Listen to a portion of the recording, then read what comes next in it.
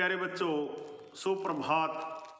आओ हिंदी व्याकरण और हिंदी भाषा सीखें कार्यक्रम में आप सबका हार्दिक स्वागत है, हार्दिक अभिनंदन है। प्यारे बच्चों, आज के पाठ में हम हिंदी के सुप्रसिद्ध कवि श्री तुलसीदास जी द्वारा रचित वन के मार्ग में कविता की सप्रसंग व्याख्या करेंगे। प्यारे बच्चों, वन के मार्ग में कविता NCERT द्वारा कक्षा 6 के पाठ्यक्रम में शामिल की गई है। प्यारे बच्चों, वन के मार्ग में कविता की सप्रसंग व्याख्या प्रारंभ करने से पहले आइए इसके रचयिता श्री तुलसीदास जी के बारे में थोड़ा जान लेते हैं। तुलसीदास जी राममार्गी शाखा के प्रमुख कवि, हिंदी साहित्य के गौरव तथा भारतीय संस्कृति के रक्षक माने जाते हैं। उनकी रचनाएं भारतीय धर्म एवं विश्वास की प्रतीक बन गई हैं। तुलसी का जन्म सन 1532 ईस्वी में उत्तर प्रदेश के बांदा जिला के राजापुर नामक ग्राम में हुआ था। कुछ विद्वान उनका जन्म स्थान सोरो जिला एटा भी मानते हैं। वे जाति से सरयू पारी ब्राह्मण थे। उनके पिता का नाम आत्माराम दुबे और माता का नाम तुलसी था। प्यारे बच्चों, तुलसी का बचपन बड़ी कठिनाइयों में व्यतीत हुआ। उनके माता पिता ने उन्हें मूल नक्षत्र में पैदा होने के कारण त्याग दिया था। शेष सनातन जी की कृपा से उन्होंने पुराण, वेद, इतिहास एवं दर्शन का खूब अध्ययन किया। कहते हैं कि तुलसीदास जी अपने यौवन काल में अपनी पत्नी पर विशेष अनुरक्त थे। पत्नी की फटकार ने तुलसी की जीवन दिशा को बदल दिया। उन्होंने अपना जीवन श्री राम के चरणों में अर्पित कर दिया। उनके प्रति उनकी गहरी श्रद्धा थी। उन्होंने अपनी रचनाओं के द्वारा राम काव्य को उत्कर्ष प्रदान किया। प्यारे बच्चों, सन 1923 ईस्वी में इनका काशी में देहांत हो गया था। प्यारे बच्चों, यह थी तुलसीदास जी के बारे में थोड़ी सी जानकारी। आइए अब वन के मार्ग में कविता का सार भी देख लेते हैं। वन के मार्ग में तुलसीदास द्वारा रचित 2 सवैये हैं। इनमें उन्होंने वन के मार्ग में जाते हुए श्री राम और सीता का सुंदर चित्रण किया है। प्रथम सवैये में कवि ने बताया है कि सीता नगर से बड़ा धैर्य धारण करके वन के मार्ग में निकली। कुछ ही दूरी तय करने पर उसके माथे पर पसीने की बूंदें झलकने लगी और उसके मधुर होंठ सूख गए।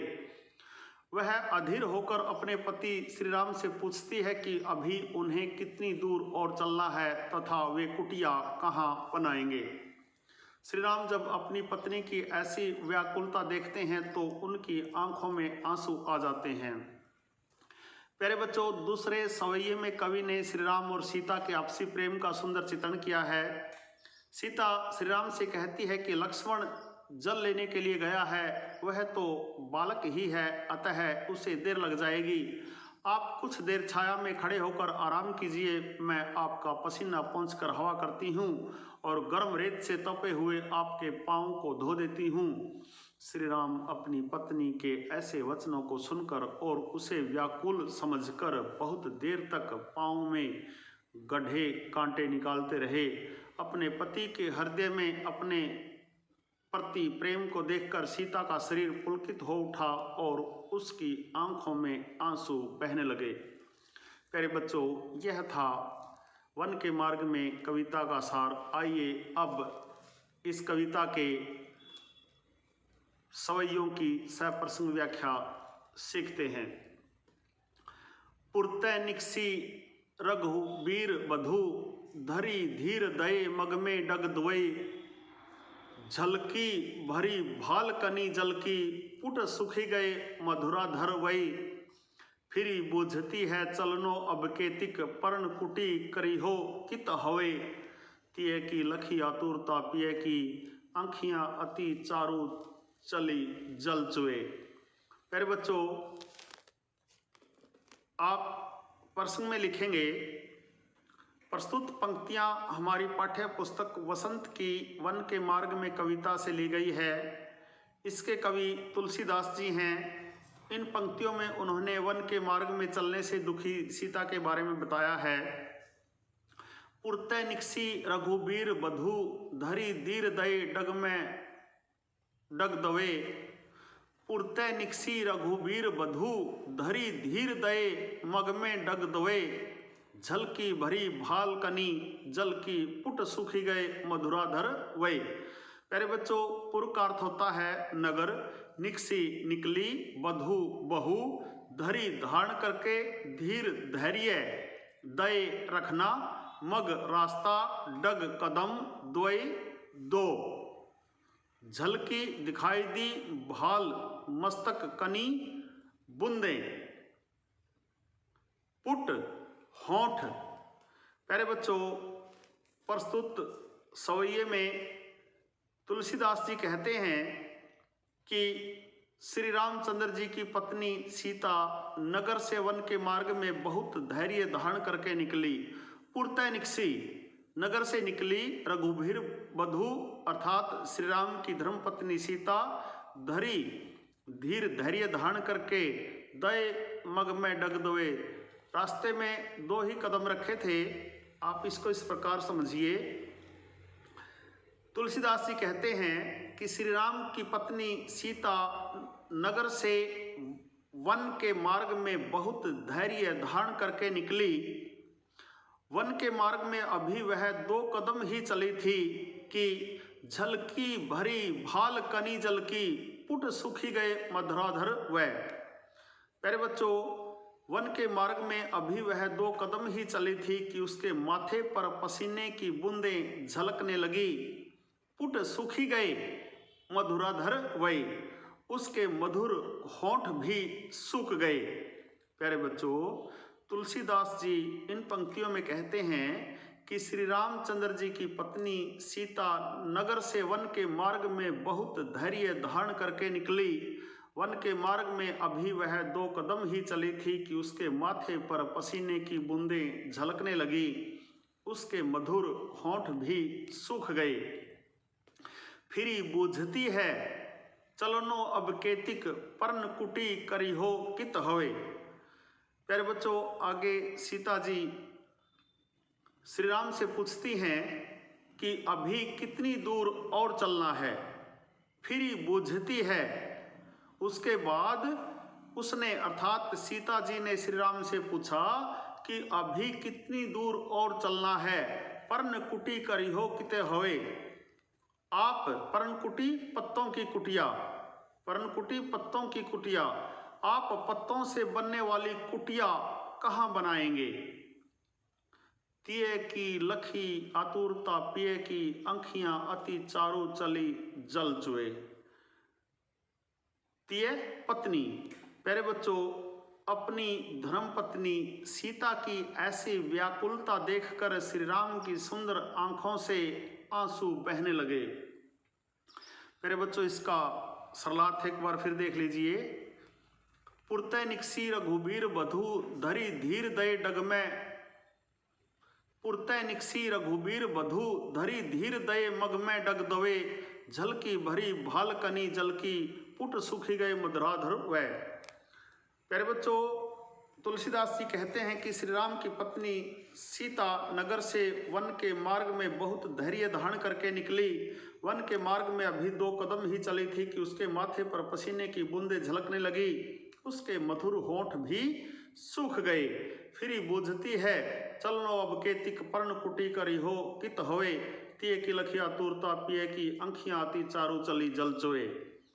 प्यारे बच्चों, उसके बाद सीता जी ने श्री राम से पूछा कि अभी कितनी दूर और चलना है, आप पत्तों से बनने वाली कुटिया कहाँ बनाएंगे।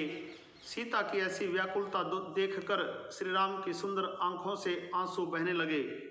प्यारे बच्चों, कवि ने महलों में रहने वाली सीता के वन के मार्ग में चलने पर शीघ्र ही थक जाने का स्वाभाविक वर्णन किया है, क्योंकि सीता महलों के सिवाय कभी रास्तों पर नहीं चली थी, पैदल नहीं चली थी, इसलिए 2 कदम चलते ही उसके माथे पर पसीने की बूंदें झलकने लगी, अर्थात सीता जी 2 कदम चलते ही थक गई थी। प्यारे बच्चों, यह थी प्रथम पद की सप्रसंग व्याख्या। आइए दूसरे पद की सप्रसंग व्याख्या सीखते हैं। जल को गए लखनऊ, है लरी को परीखो पिए, छहा घरिक है ठाढ़े, पौंछी पसेऊ बयारी करो, अरु पाए पखारी हों बुभूरी ढाढ़े। तुलसी रघुबीर प्रियाश्रम जानी कै बैठी, विलम्ब लो कंटक काढ़े। जानकी नहा को नेह लख्यो, पुल को तनी बारी बिलोचन बाढ़े। प्यारे बच्चों, प्रसंग में आप लिखेंगे प्रस्तुत पंक्तियां हमारी पाठ्य पुस्तक वसंत की वन के मार्ग में कविता से ली गई हैं। इसके कवि तुलसीदास जी हैं। इन पंक्तियों में उन्होंने राम और सीता के आपसी प्रेम का सुंदर चित्रण किया है। जल को गए लखन है लरिका, परिखौ पिए छहा घरिक हवे ठाडे। प्यारे बच्चों, लरिका का अर्थ होता है लड़का, परिखौ प्रतीक्षा करना, छहा छाया, ठाडे खड़ा होना, घरिक कुछ देर। तुलसी रघुबीर पौंछी पसेऊ बयारी करऊं, अरु पाए पखारी हो बुभूरी ठाडे। इनके शब्दार्थ देखिए। पसेऊ पसीना, भू भूरी गर्म धरती, विलंब देर। प्यारे बच्चों, प्रस्तुत पद्यांश में सीता जी श्री राम से कहती हैं कि जल लाने गए लक्ष्मण तो बालक ही हैं, जल को गए लखन है लरिका। प्यारे बच्चों, सीता जी श्री राम से कहती हैं जल लाने गए लक्ष्मण तो बालक ही हैं, परिखौ पिए छहा घरिक होए ठाडे। उन्हें समय लग जाएगा, अतः आप छाया में कुछ देर खड़े होकर उनकी प्रतीक्षा कर लीजिए। पौंछी पसेऊ बयारी करूं, मैं आपके पसीने को पोंछकर हवा कर देती हूँ। पाए पखारी हो बुभूरी ठाडे, मैं आपके गर्म रेत से तपे हुए चरणों को भी धो देती हूँ। तुलसी रघुबीर प्रियाश्रम जानी कै बैठी, विलम्ब लो कंटक काढ़े। जानकी नहा को नेह लख्यो, पुल को तनु बारी बिलोचन बाढ़े। प्यारे बच्चों, तुलसीदास जी कहते हैं कि अपनी पत्नी के ऐसे वचनों को सुनकर और सीता को व्याकुल देखकर श्री रामचंद्र बैठ गए और बैठकर बहुत देर तक पांव से गड्ढे कांटों को निकालते रहे। श्री राम के हृदय में अपने प्रति प्रेम को देखकर सीता का शरीर पुलकित हो उठा और उसकी आंखों से आंसू रूपी जल बहने लगा। मेरे बच्चों, इस वन के मार्ग में कविता के दूसरे स्वयुग को एक बार फिर देख लीजिए। जल को गए लखनऊ है लरिकौ, जल को गए लखनऊ है लरिका, परिखौ पिए छहा घरिक है ठाडे। सीता जी श्री राम से कहती हैं कि जल लाने गए लक्ष्मण तो बालक ही हैं, उन्हें समय लग जाएगा। आप छाया में कुछ देर खड़े होकर उनकी प्रतीक्षा कर लीजिए। पौंछी पसेऊ बयारी करो, मैं आपके पसीने को पोंछकर हवा कर देती हूँ।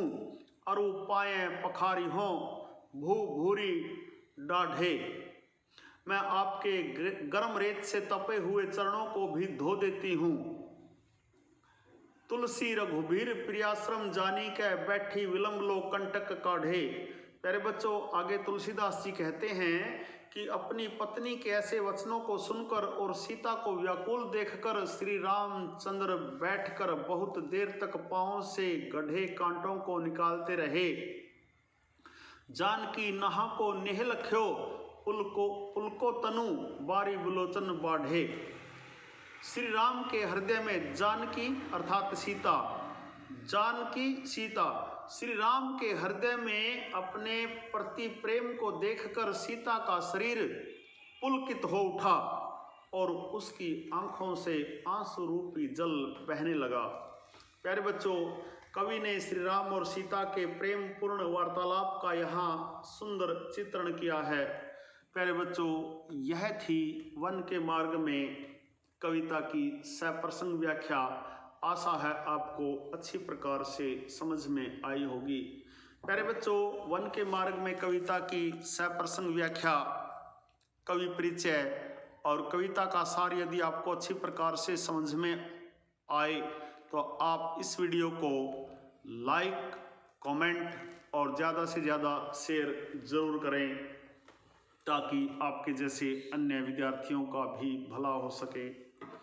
प्यारे बच्चों, संगम टीवी हिंदी व्याकरण ज्ञान का एक दरिया है जिसमें हिंदी व्याकरण के पाठों का सबसे सरल और सटीक विश्लेषण किया जाता है।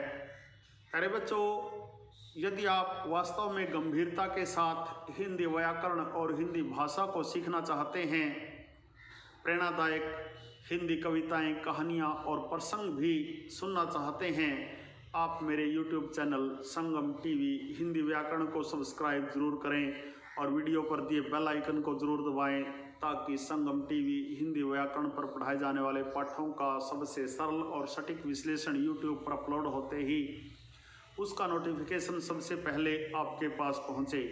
प्यारे बच्चों, खुश रहें, मस्त रहें, योगा करें, स्वस्थ रहें, आपका दिन मंगलमय हो।